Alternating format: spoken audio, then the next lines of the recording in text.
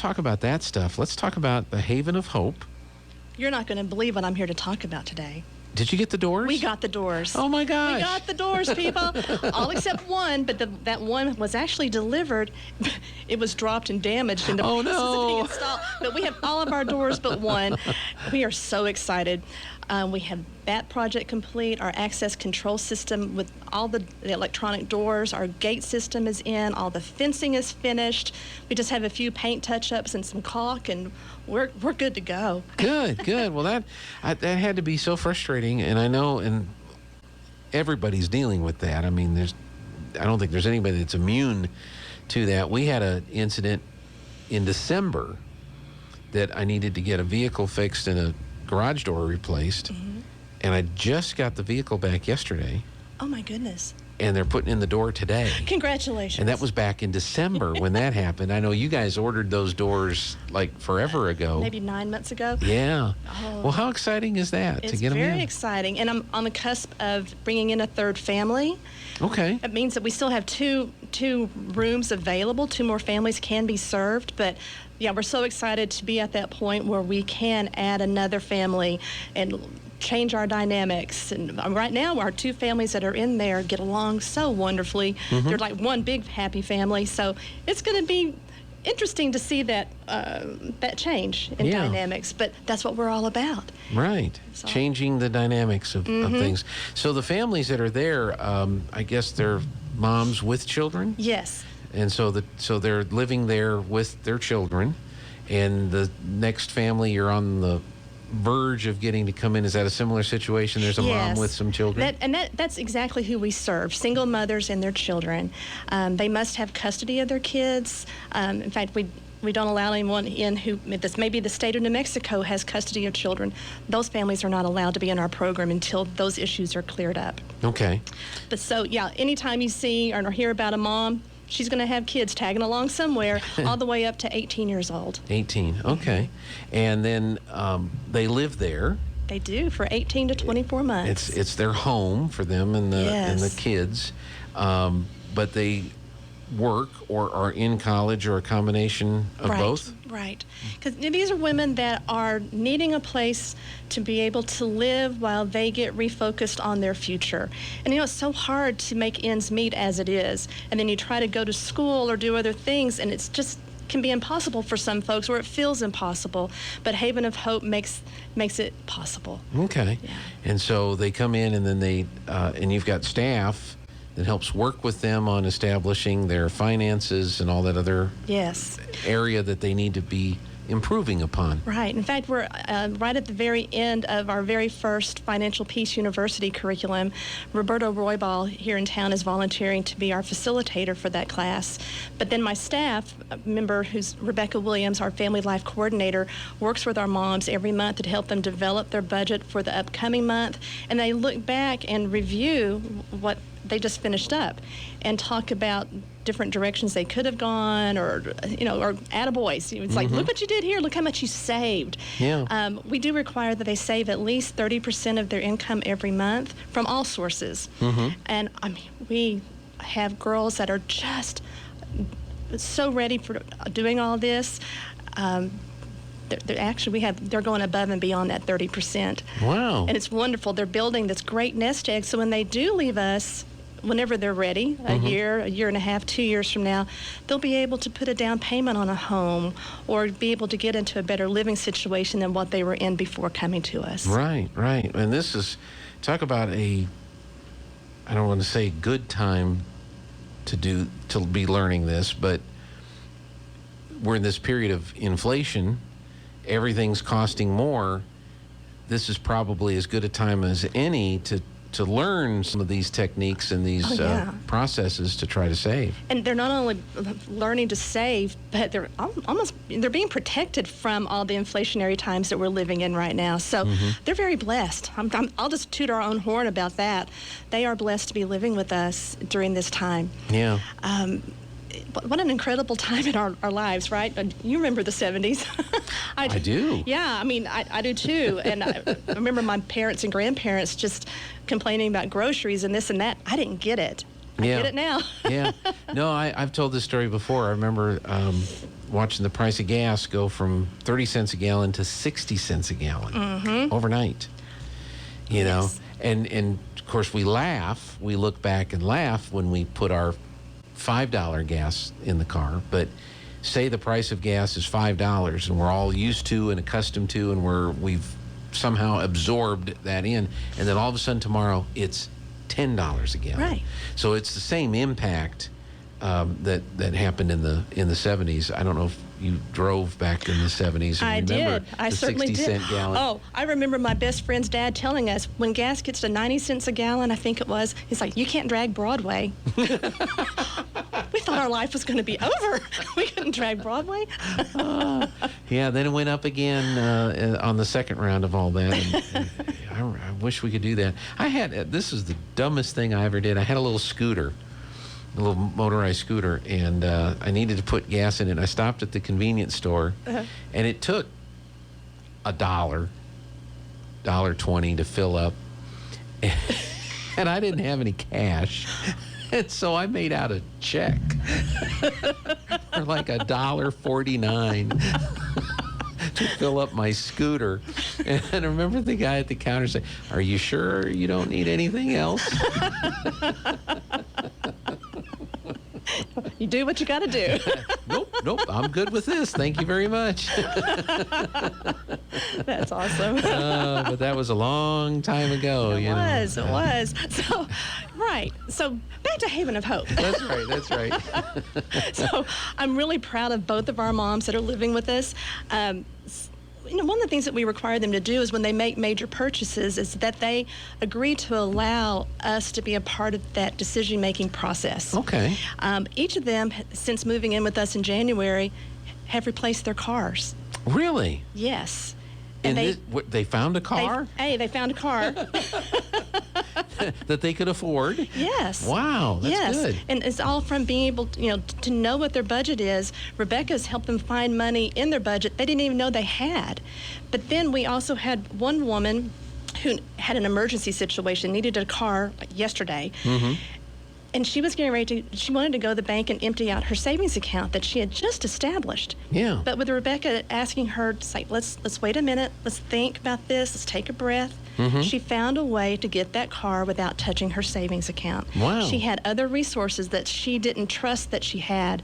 But just by Rebecca saying, let's wait a minute, let's look around, yay, she continues to have that money in the bank. Yeah. And she has a reliable car, so she can get to work. That is fantastic, because that would probably, for most people, that's probably the natural reaction.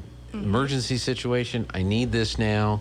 Let's go touch the savings. Right. And now she's exercising a financial muscle she didn't even know she had. Yeah. And that's one way I describe to people when they're wanting to donate things like groceries and clothing. It's like, no, because if we just continue giving to folks, they never exercise that muscle and get stronger. Okay. And that's what we're all about, is building people up. And so, our girls are responsible for their own groceries and their incidentals and their clothing for themselves and their kids. And they are growing, and every day seeing that, they can do this on their own. Okay. And it will be better in the future whenever they come through our program.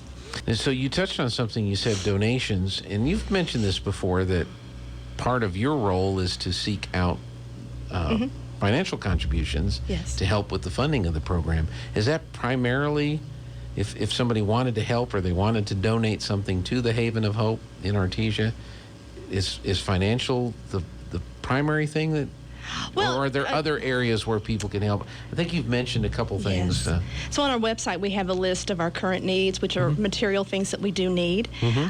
But people are always welcome to make a cash donation, because we are a 501c3. We're a non-taxable entity recognized by the IRS, and which also helps our budget.